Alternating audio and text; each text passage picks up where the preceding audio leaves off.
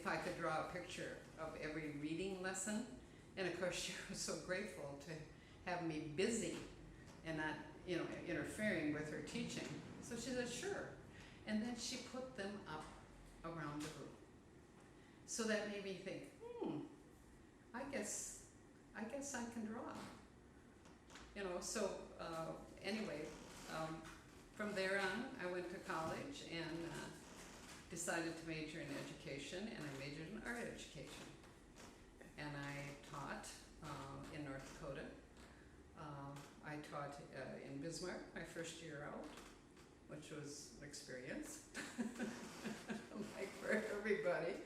And then then we began to have a family, and we moved to Fargo in 1970, and I was so excited that our kids would have art lessons, and it just so happened that the superintendent pulled art in the elementary school. Just then. Oh no. But there was art in the junior high instruction. So I subbed a lot. I subbed in music and art because that was another strong area for me. Okay. And then eventually I traveled. I taught through the Creative Arts Studio in Fargo, so I would go to elementary schools, and depending upon how they were financed for the year, we would go into a classroom either 6 times a year or 8 times a year. I'm Bickey Bender, and I will have a show here this month of August at Studio 176. And I would love to have you stop by and see my work. And of course, if you're so inspired, they are for sale.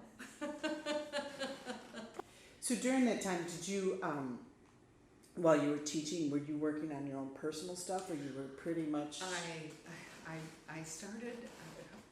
I was able to take a watercolor workshop thanks to 2 of my friends who took care of Philip, our son, so that I could go for that week. Okay. And it was so wonderful that it made me feel like, I can do this. But, having a family and teaching and all that sort of thing, you don't work on your own stuff. But there was a gallery in Fargo called Gallery 4, and it is still in business. They've been in business over, I bet it's 45 years now. And I became a member of that co-op. I was a member for 21 years there. And then we moved here, and I thought, oh, well, maybe we can start something here. But getting back to teaching, I traveled the state of North Dakota for 5 years doing artist in residence. And that was really a wonderful opportunity. I loved it. Okay, so being that this is a bit of a retrospective, if you can just touch on maybe what's, like the earliest piece and what's the latest piece. You want to know what the earliest pieces are? I should try and guess. I'm thinking the one in the upper right. No. Oh, okay.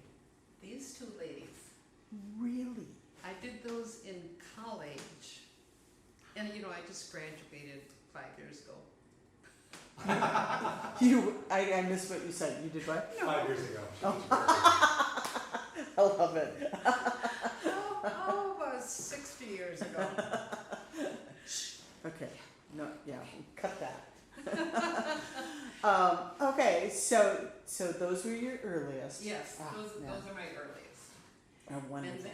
And then probably that one I had taken a class that was really interesting, in fact, to superimpose a picture of an individual or something onto a background, and then adding things.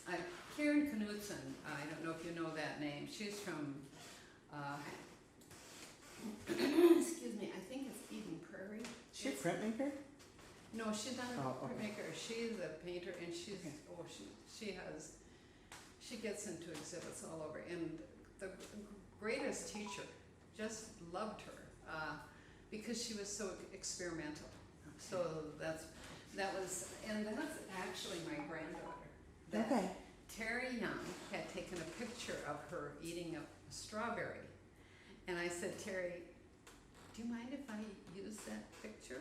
You know, I always ask photographers if Right. I can use their work because I didn't take it. And you know, you can't be everywhere. You don't have a camera every time you want to take a picture of something. Right, Yeah, okay. Yeah, So, and these two down here. okay, so you're predominantly working in watercolor now, or still? It all depends on what I say is the subject matter, what I feel it will work best for me to do. Okay. Because I do structural paper relief also. Right, I was hoping Which to is- see a couple of those well, here. I have some, but they are so different than this. Right, So I don't know if I would bring one of those in and they would, oh, I yeah. could. I think they're beautiful though, because I remember I- seeing it at Art Week. I did one, was commissioned to do one that got to be this big, and it was a real, it took me a couple of years till I could work it out in my mind as to how I was gonna do it. And Okay. yeah, Okay, so you work in, I do several things. I do watercolor, I do acrylics, I do mixed media. These were oils. okay, And, I haven't gone back to oils because it takes so long to dry. But I probably should try it yeah, again. yeah, The colors are so rich and vibrant. I think right. that's the beauty of oil. mm-hmm. But I like to experiment, and you know, you as a teacher know that you try all kinds of things. Right, And once in a while, one month I did that deal on the computer where you do something each day. oh. It was so much fun. So I mean, so how would you, because now I'm looking, now these two down here are more recent, you said, right? Well, yeah, they were kind of in that area. Okay, You know, when I because was I'm looking at that and there's definitely some, connections in style to some of your earlier work that you did in college, which is a really interesting kind of full circle kind of thing.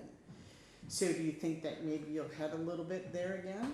Well, I've always liked abstract things, and I appreciate people who can to express them so profoundly, because it's easy to be representational, and I do that with my birds that I do. Okay. Now that's another thing. I use leather to create the bird I don't pictures. think I've seen your birds. Oh, well, I'll have to bring some in and Yeah. show you. Yeah. Yeah. But I really admire people who can do abstraction well, because it's not representational, and a lot of people, because they've never studied, they've never gone beyond to see. I mean, look out at that market over there. You start seeing all those designs and the colors, you can easily do an abstraction of that. What's your go-to inspiration if you have,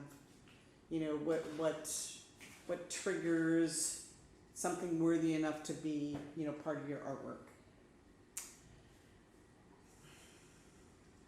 But These pieces are all from a trip that I took to Bosnia Herzegovina in 2008. And it left such a strong impression on me that when I came home I thought I have to do them. So I did about 20 pictures, okay. 20 different scenes. Nothing, really large.